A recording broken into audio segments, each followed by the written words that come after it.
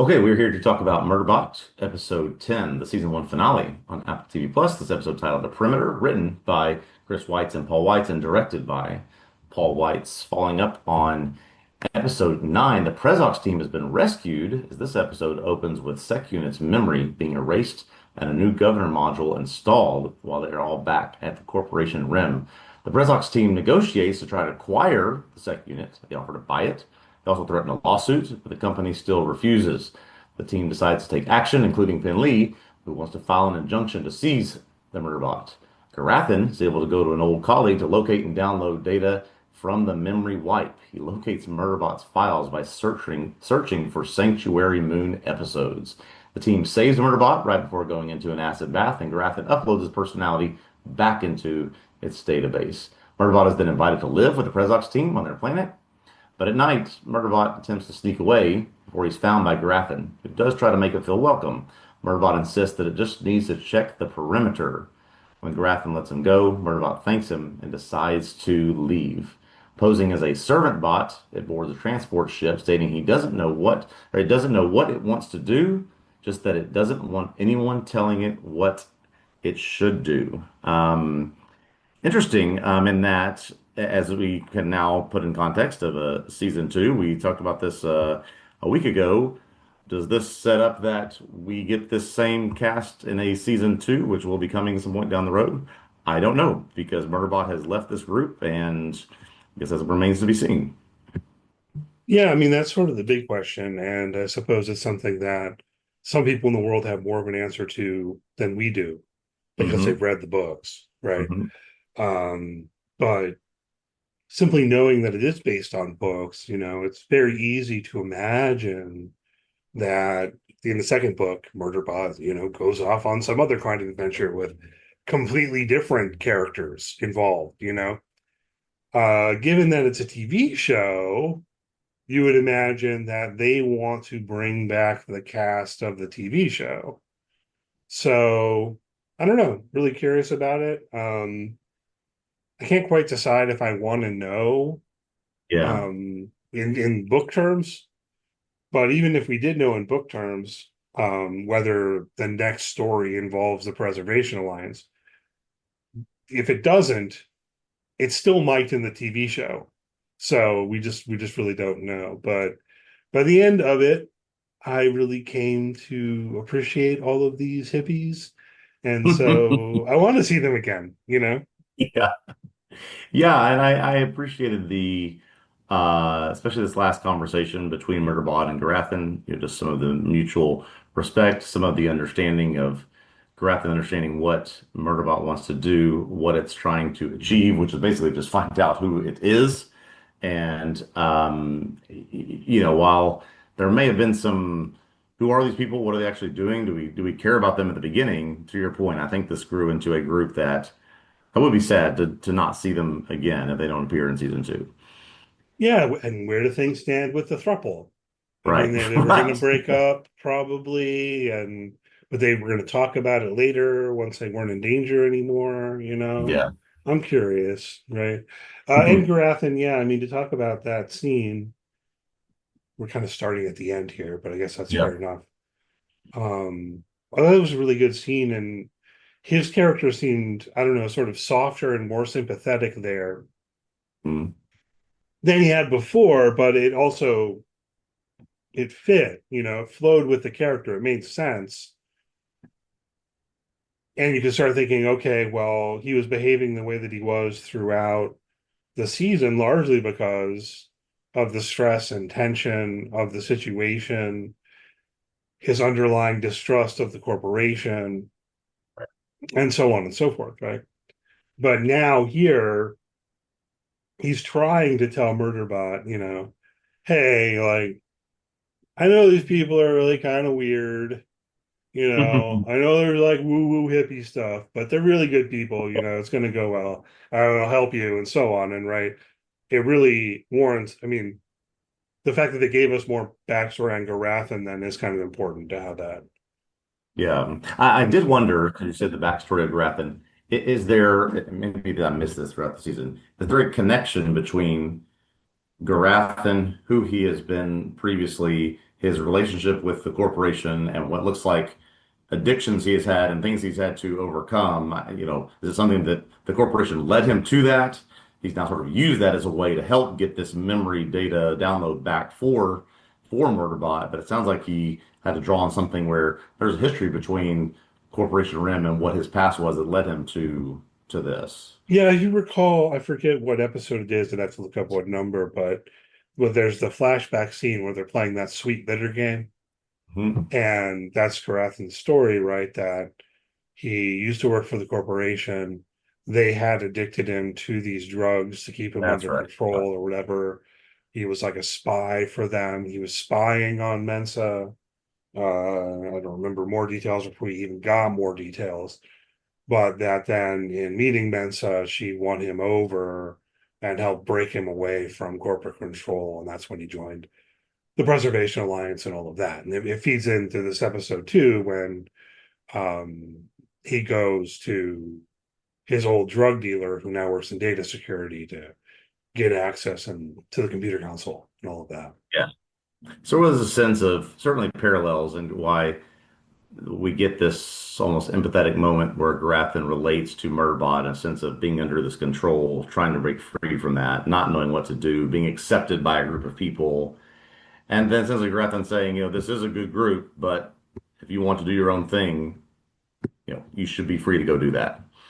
Yeah, and I think that's the important point, the big important thematic thing to talk about, right?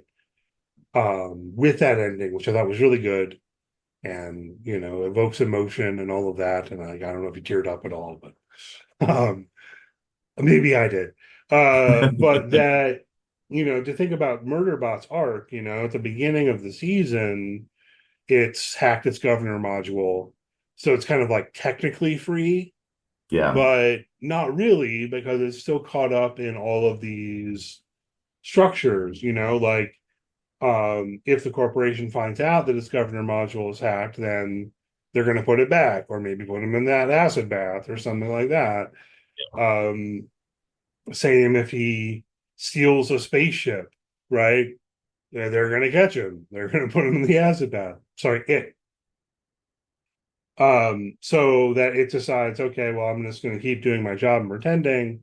And then over here, I'm going to watch Sanctuary Moon, you know, and then gets caught up in this whole thing with the Preservation Alliance people and is still meaningfully not free, right? Like there's technical free will or autonomy, but not real freedom. And so here, the way that this all plays out, of course, they're a group of people who don't believe in the whole sec unit stuff, and will view the sec units as slaves. They don't agree with using these bots that have biological elements also, and so on and so forth, right? But in order to make this work, they have to buy Murderbot. right. And then the idea is that Murderbot will come back to their planet with them, right? And Mensa is like, I'm gonna be your guardian or whatever, and um, you can do whatever you want to learn to do. I believe that you can do that and all of that, right? But I think there's still a meaningful way in which Murderbot leaving is a simple assertion of that freedom, right? Yep, Like right. Murderbot's only really free because it is able to leave, and Mensa lets it leave, and so on. I completely agree with that, and that was my same assessment that there's not true, while it may not have a governor module again, and while it is free to go with this group, there's not true freedom until it believes that actually there could be more for me or better for me if I'm not with this group, and it choosing to say, despite this group saying I will be happy with them, I actually have the freedom to go and I make that choice to go. Using that sense of agency where otherwise it would have been Murderbot believing, trusting that my most happy, satisfied self would be with this group, but it doesn't know that until it makes the decision to leave. And so I think that's was really the most satisfying way to do that. Yeah, and I think the closing lines there are powerful, right? That I don't know what I want, but I know that I don't want anyone telling me what I want or deciding for me, even if it is my favorite human. My favorite humans. Yeah. It's just Yeah. not. It did feel like at one point to hit on there is that I forget I put it some way like this in the article that I wrote, which people can go read on tvobsessive.com if you're interested. Um, but it feels like the voiceover narration at some point becomes a message he sends to Mensa. I don't know if we can identify what point it is, but is that how it played, you think? Is that how you read it? I did think that. I actually thought that at points throughout the season, almost that did Murderbot is it retelling the story so that it could send to them, let them have so they can preserve that relationship that they built or what they built with this sec units. Yeah, it became more of just a inner monologue instead, still becoming a sense of this is who we are and what we shared together. Yeah, I certainly saw that. I saw it a little bit throughout the season, but certainly in this episode. Oh, that's interesting. You just made me think about the possibility that Murderbot sent the inner monologue from the whole season, right? Yeah. 'Cause Yeah. I think the books are called the Murderbot Diaries, so That's right. That's um, right. I Yeah. don't know if you can rule that. I didn't quite think that though. But at the end, it says something like Murderbot end message.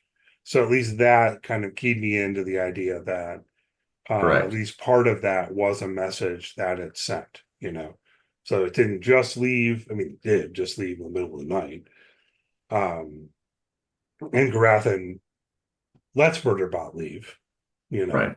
I think that I enjoyed that part of that scene also, where it becomes clear that when Murderbot's saying, I need to check the perimeter, particularly the second time, that it's saying I'm leaving, you know, Yeah.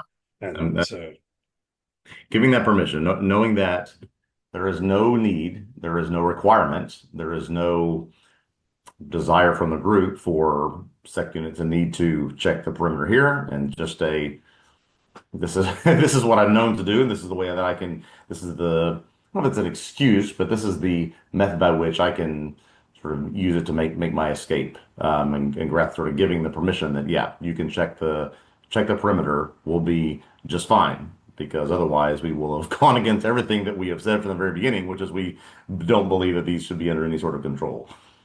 yeah, basically, right. So when Mensa realizes, she cries and all that again. I mean, I thought it was all really good.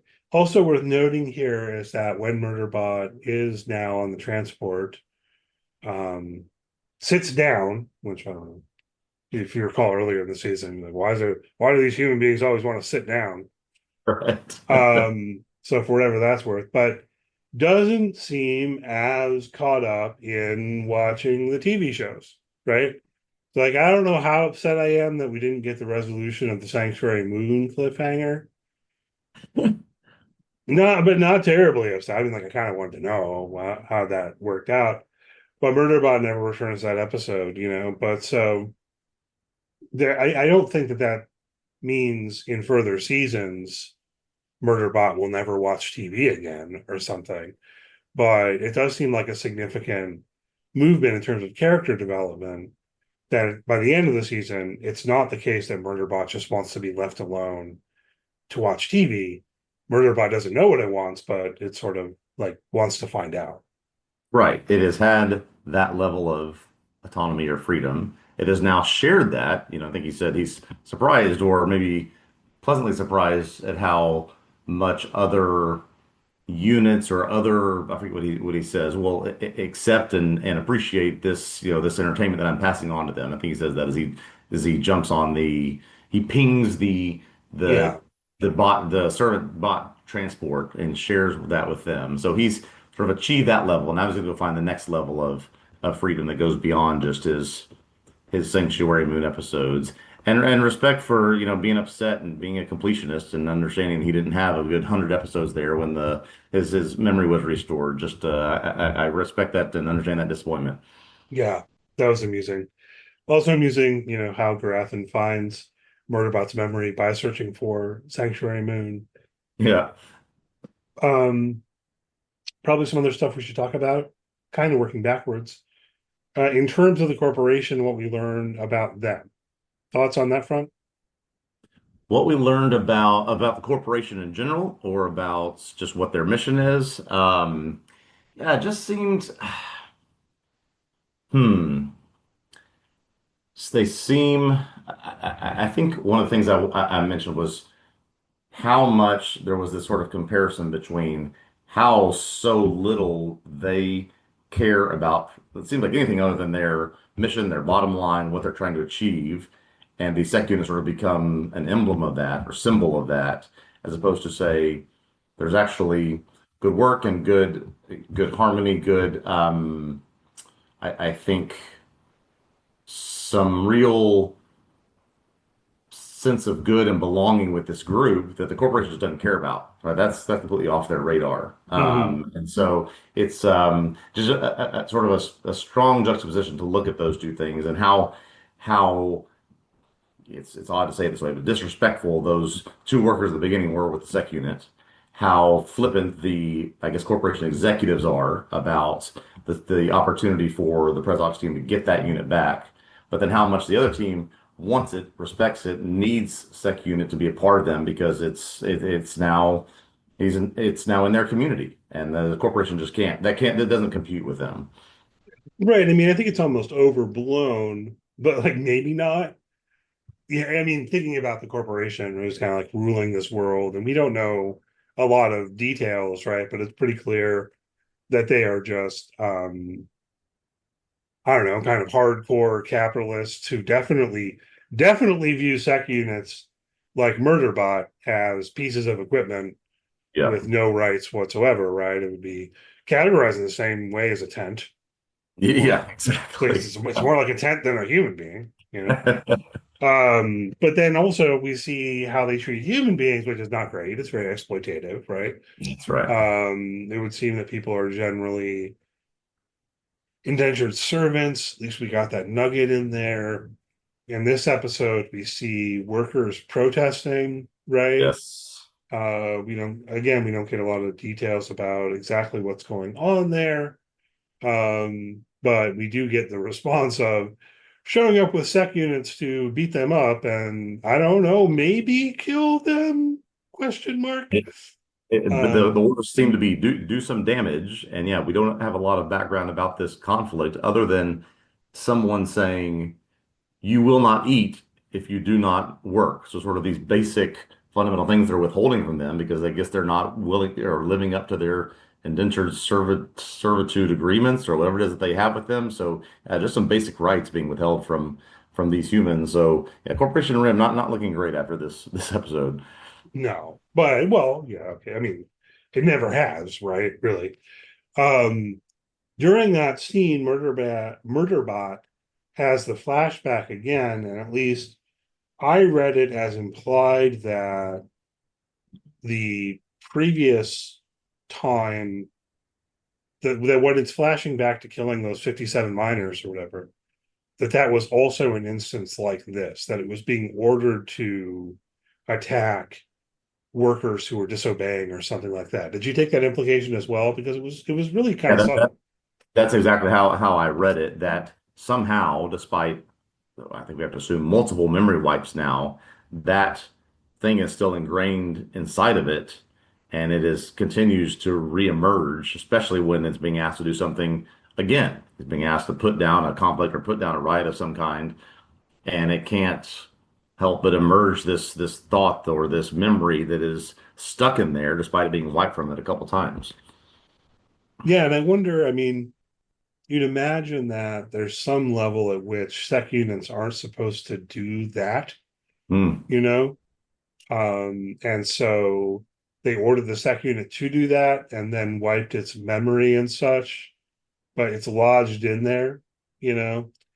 Um, it's another thing that plays at that level of this question about Murderbot's personhood, or however we might put that exactly, right? Because I'd be tempted to say it's kind of like lodged in there as a trauma, Absolutely, you absolutely. know? I think your point is a great one about these sec units are seemingly designed for security, for defense, for respond when there's a threat, not attack because we're ordered to attack and we don't know the reason, we don't understand the rationale, we don't understand why we're doing it. And that seems to be in both of these cases. We don't have the background necessarily of the first one, but certainly with this uprising in this finale, they're just told to attack by a supervisor and not ask questions, just harm these people. Yeah. A question related to that, though, I wonder about is whether Murderbot is quote unquote defective. You know, is this a result of that poor quality control, Hmm. or what have you, in terms of the biological elements involved in its brain? I guess Yeah. is what Yeah. it would come down to, right? Um, in other words, what I'm wondering is, with regard to the other sec units, are they meaningfully different from Murderbot in this sort of way? You follow me there? Yeah. Um, Boy, that raises some interesting questions. I don't know that I've sort of gone down that road yet, but I understand the question you're asking. Yeah, I don't know. Something to think about, I think, Yeah. because one possibility is that all of these bots are, just like Murderbot, but Mm. being effectively controlled. You know Yeah. what I mean? Their governor module's working, but if you were to take out that governor module, then they would be meaningfully like Murderbot, you know? Yeah. Whereas another possibility is that that's somehow not the case, or how to put this, that there's something about Murderbot that led to the possibility of attacking its own governor module that is distinctive in relation to all of the other sec units, Yeah. that That there's would be an something interesting. different about this one. I don't know. Yeah, that'd be an interesting thread to pull of whether it's, as you said, sort of defective oversight or failure of something in the process where they put these things together, oversee how they're done. Um, is that what made Murderbot what it is, or is it have to do with this trauma, right? This thing that it was forced to do against its quote unquote will that is now lodged in there and makes it want to break free from having to do that again. Yeah, I suppose that's a possibility too. I mean, in part, it's a matter of, okay, well, if we're going to speculate a little bit about where the story might go, right? What are the possibilities for at some point down the line, sec unit rebellion, kind of Right. storyline, and Yeah. that's there at least to some degree, and so I do think it relates to the kind of question I was asking, so it's worth thinking about. Any other thoughts, speculations about what might happen in season two? Yeah, I've really been thinking about this since watching this finale. I and whether I would want Murderbot's journey to be find another group of humans that it can build a relationship with and respect as much as it did for the first group. I don't think that's what I want. Um, it's perhaps hard to see at the end of this episode how that might happen because it's literally leaving the other group behind. Um, but I guess I hope that they find a way to get this sec unit and this group back together again. It could be as simple as the sec unit went to go on a servant transport to do some sort of work on a planet, and that just happens to be where this group is sent next, and they reunite there. But I think I want to find a way for this group to get back together. Yeah, and then I mean, I can imagine a couple of possibilities that would make sense narratively. One would be what? Let's okay. Murderbot goes off on its own and has some adventures, and then learns that the Preservation Alliance is in trouble, and so goes to help. Yeah, Right? yeah, Flip that around. Murderbot goes off and has some adventures and gets in trouble and needs preservation to come help. You yeah, know, so and there are other possibilities, but those are just two kind of straightforward ones. And of course, another would just simply be like, okay, Murderbot goes off and does whatever, and then ultimately decides, oh, you know what? Actually, I do want to go be with the Preservation Alliance people. That sounds Yeah. good, or something. And then somehow it goes from there. One thing I do think is really worth noting that we haven't fully mentioned yet is that Murderbot's leaving without its armor. Correct. So that puts it in a different kind of spot than it would be in otherwise, right? It's kind of like a defenseless robot at this point.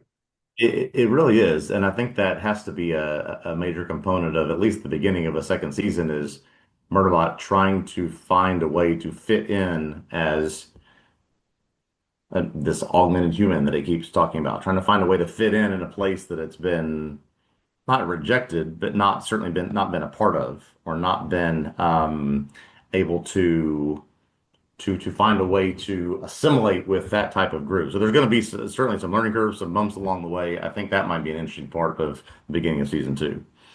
Yeah, for sure. Definitely a lot of interesting ways that this could go. And I'm looking forward to it. I'm glad it's been renewed. The books are out there tempting me to read them, but I don't know if I'm going to because I don't know, I'm more of a TV guy. I don't want to spoil the Yeah. TV show by reading books. Yes. Um, John Cho, Clark Gregg, Jack McBrayer, DeWanda Wise, all come back, please, and give us some more Sanctuary Moon. We do need that. yeah, we need to, more of the show within the show. Um, Looking at our show sheet, there's one thing I know we haven't really hit on your side, but we should have done it before. Anything you Yeah. want to say here in terms of what happens between episode 9 and episode 10? I think we're just meant to piece together as we pick up in episode 10 that Murderbot is on the table, about to get his memory wiped. The team is sitting in front of the Corporation Rim executives that their plan worked. The beacon Yeah. launched. They were able to locate where they were. Uh, Certainly, Mensa and Murderbot did not perish when they fell off the cliff, and Murderbot saved her life. They were rescued, and some point in the near future, this is what has transpired. So I don't know if there's any more detail to add to that, but I think it's sort of meant to put those pieces together as we pick up in episode 10. Yeah, I mean, one thing that kind of stands out for me a little bit, one question I had after episode 9 was who would fix Murderbot and whether Garathan could do it or what have you. And it seems Yeah. like the answer is no, Garathan couldn't do it. They couldn't fix Murderbot back at their habitat on the planet, um, or didn't have time or whatever. But that it came down to the emergency beacon working, the corporation coming. So then I'm imagining Murderbot's fully unconscious and everything dead, quote unquote, even up until that point when they reboot it on the table and you have the as you say, rather disrespectful lab Yeah. technicians. Yeah. I won't use repeat some of the things he said, but yeah, everything from being the product of a human and a what does he say he capitulated with would have been I forget what it was, a copy Garbage machine or disposal or something. yeah, garbage disposal and Yeah. spits in his face. Yeah, so just certainly the opposite of our Prezox team and their treatment of these units. Yeah, I mean there was certainly some humor there, but yeah, I mean it was a good episode. We kind of took it backwards meaningfully, which I think is fine because the stuff to really dig into is at the end. But just to note, I Hmm. think, in terms of the structure of the episode, it really worked well. Um, our friend Murderbot is really in trouble. Getting its memory wiped, getting the governor module restored. Meanwhile, these muckety mucks are telling the press oaks folk, and it's not your sec unit, it's our sec unit. It's like a tent.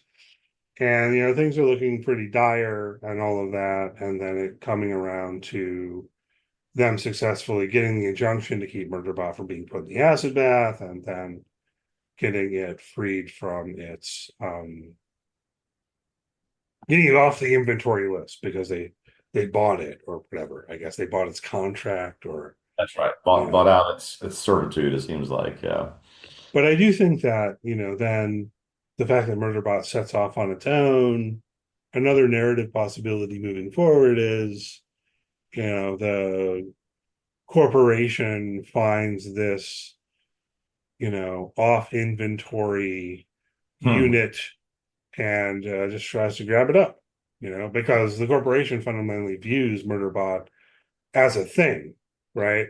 So if you're viewing Murderbot now as kind of unowned property, you know what I mean? Or along the lines of a freed slave or something, you know what I mean? There are various things the show could definitely play with narratively related to all of that. Yeah, I certainly don't think the Corporation Rim is going to go away as a narrative choice in season two. So something like that is clearly plausible that it learns that Murderbot is no longer with Prezox, that it's gone off on its own and has no governor module, has nothing to stop it from telling or communicating with other, whether it be other units, other humans, that this is what has happened. This is my story, and they are afraid of it leading to some kind of, as you said, uprising or revolt, or why don't we let other sec units have this level of freedom, and they want to end that. There's where Corporation Rim gets back involved. Yeah, various ways it could go. Various ways. Well, I mean, and also like I don't know where Murderbot's going exactly. I don't know if Murderbot knows where it's going exactly, Yeah. but I get the impression that the I don't know galaxy that this story is in is like dominated by the corporation, and Yeah. then there are some like maybe there's some like little planets at the edges, like the one where the Preservation Alliance lives that are kind of outside of that control, but that's the picture they've sort of painted. So wherever Murderbot goes will probably remain under the kind of power of the corporation, I would think, but maybe not. Maybe there's somewhere else. We'll see. I would think so too. Yeah. Um, all right, I think that about does it. Anything else you want to hit on here? Talking about Murderbot? That does it for me. All right, well, that wraps our coverage on season one. Again, the show's been renewed for season two. Don't know when that will happen, but probably when it happens. Maybe we'll talk about this show again when it comes back. We'll see how things go and how far into the future that is, and all of that kind of stuff. But thanks as always for listening. Enjoy the podcast. Please do leave a good rating, review, all that good stuff. If you're on YouTube, just press that thumbs up. Subscribe to our YouTube channel. Greatly appreciate it. You can follow TV Obsessive on social media. If you search for TV Obsessive, you should find us, whatever platform you're on, basically. Check out tvobsessive.com. Find articles there on any number of TV shows, including Murderbot, which I wrote on weekly if you want to read my thoughts on each episode. Also, right now, we do have weekly recaps going on the new Dexter, which came out on Friday, Dexter Resurrection on Rick and Morty. Um, we've got a recap of the season premiere of Foundation, and that coverage should continue in the future. So check out TV Obsessive. There's all kinds of other stuff on there too. Hopefully you would enjoy reading. And as for the podcast, we'll be back with you next week. All right. Looking forward to that, and we will see you then.